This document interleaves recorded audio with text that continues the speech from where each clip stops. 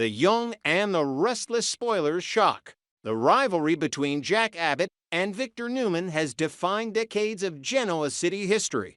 But what is unfolding now threatens to push their feud into an uncharted and dangerous territory where the stakes are not simply about corporate power or family pride, but about the very soul of the Abbott family and the survival of Kyle Abbott in a world where every choice seems to have been designed as a trap. Jack has always been a man of measured control when the moment required it, a leader who could weigh the balance between revenge and pragmatism. But the moment Victor humiliated him in public and refused to undo the manipulative contract binding Kyle, something inside of Jack snapped. He is no longer approaching this battle as a skirmish between two titans of business. He is approaching it as a deeply personal war. And in his mind, there is no middle ground left. Victor has crossed a line by using Jack's son as leverage in his endless games, and Jack now sees himself not just as a protector of the Abbott legacy, but as a father who cannot stand by while his son is reduced to nothing more than a pawn in Victor's cruel chess match. The contract itself is unlike anything Genoa City has witnessed before. On the surface, it masquerades as a prenuptial-style agreement, a safeguard between Kyle Abbott and Claire Newman that appears to promise stability for Claire while demanding accountability from Kyle. But the truth is darker, because this was not about Claire's protection, it was about Victor exerting control over both families in one calculated stroke. The terms are draconian, stating that if Kyle betrays or harms Claire, he will face financial ruin, professional banishment, and even exile from Genoa City itself. The harshness of the language is not accidental. Victor has crafted the document to be both a leash and a weapon, knowing full well that every step Kyle takes with Claire will be haunted by the fear of failure, by the knowledge that his life can be destroyed with the stroke of Victor's pen. Worse yet, Victor orchestrated the events that justified the contract in the first place, manipulating Audra Charles to entangle Kyle in compromising situations abroad and Nice, ensuring that Jack's son walked into a snare with eyes half closed, believing he was simply indulging in reckless temptation when in fact every moment had been stage managed by Victor's hand. Jack understands this manipulation all too well. He knows the pattern because he has lived it for decades. Victor identifies a weakness, exploits it, and then justifies his actions by cloaking them in some twisted rationale of family loyalty or business necessity. What enrages Jack now is not merely that Victor has pulled this trick again, but that he has dared to do so at the expense of Kyle's future. Jack has spent years trying to guide his son through mistakes, to shield him from consequences, while still teaching him accountability. But this contract threatens to nullify all of Jack's efforts as a father. It strips Kyle of agency and paints him as guilty before he even has the chance to prove himself. For Jack, this is not simply a contract, it is an attack on the Abbott family's dignity, a reminder that in Victor's eyes, the Abbotts are forever vulnerable, forever subject to his cruel whims. Diane Jenkins Abbott, ever the voice of compromise in her attempt to maintain peace within her family, has begged Jack to let this go. She knows how destructive Jack's vendetta with Victor can become, how it consumes him until there is nothing left but anger and obsession.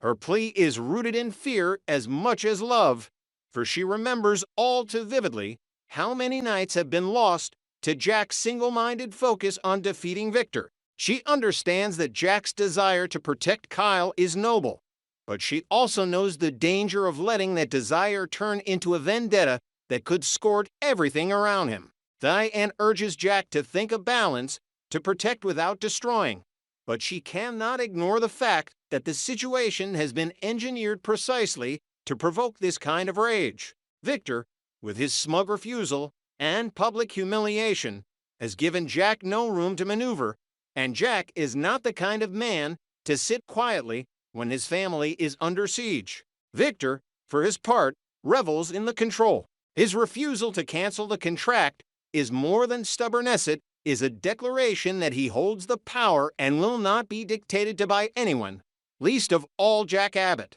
To Victor, this is a test not just for Kyle, but for Jack himself. He wants to see whether the Abbotts can be broken, whether the constant pressure will fracture Jack's judgment and push him into reckless mistakes.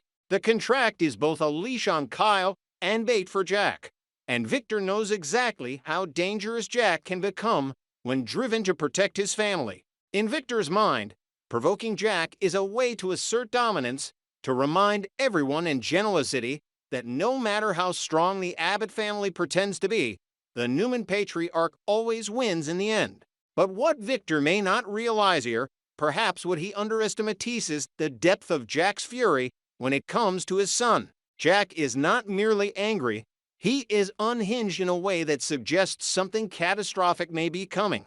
He has long prided himself on taking the moral high ground, on standing apart from Victor's ruthless tactics. But those boundaries are beginning to blur. When he looks at Kyle, trapped by a contract that he never should have signed, manipulated into a scandal with Audra that was orchestrated to weaken him, Jack sees his worst fear realized, that the next generation of Abbotts is being swallowed by the same poisonous feud that has defined his own life. Jack knows he has made mistakes as a father, but this is his chance to stand firm, to show Kyle that he will not let him be destroyed by Victor's machinations. The fallout is already reverberating through Genoa City. Kyle himself is caught between guilt and defiance, aware that his own choices in Nice gave Victor the ammunition he needed, yet unwilling to be reduced to a puppet in Victor's theater. Claire Newman, ostensibly the woman this contract is meant to protect, is left in the uncomfortable position of being shielded by a weaponized agreement that makes her relationship with Kyle feel less like love and more like surveillance. Audra Charles, ever the opportunist, remains lurking in the background, knowing that her involvement in the Nice scandal has given her leverage that she may exploit again when the timing suits her. And Diane, trying desperately to hold her family together, finds herself watching as Jack barrels toward another all-consuming war with Victor, a war that could leave scars not just on the patriarchs, but on their children, their companies, and the entire city. The truth is that Victor has played this game for decades, and the Abbotts have always risen to the challenge. But there is something different this time. Jack is not calculating, he is incandescent with rage, and when Jack loses control, destruction follows. His vow of war is not hyperbole, is a promise that he will stop at nothing, no matter the cost, to free his son from Victor's grip. And as history has shown, when Jack and Victor clash with no restraints, Genoa City itself becomes the battlefield, with allies forced to choose sides, secrets dragged into the light, and consequences that ripple for years. This is no longer about contracts or boardrooms. This is about legacy, pride, and the primal instinct of a father protecting his son. Victor may believe he holds all the cards, but Jack has reached the point where the rules no longer matter. The Abbotts and the Newmans are on a collision course once again, but this time, the fire in Jack's eyes suggests that he is willing to burn everything down, including himself, if that is what it takes to finally break Victor's stranglehold. Genoa City has weathered countless storms, but as Jack's fury grows and Victor's arrogance hardens, one truth becomes undeniable.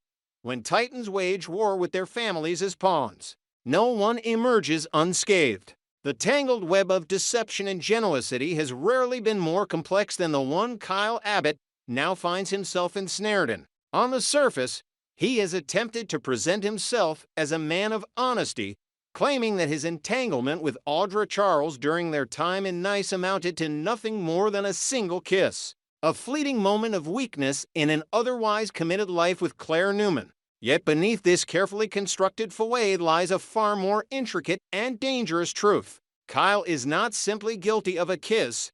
His involvement with Audra went deeper, further, and more compromising than he has ever dared to admit publicly. In a world where lies are currency and manipulation is the language of survival, Kyle's half-truth has left him vulnerable not only to exposure, but to complete destruction.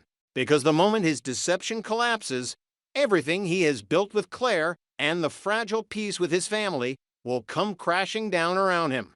Claire Newman, for her part, has not been deceived by Kyle's shallow explanation.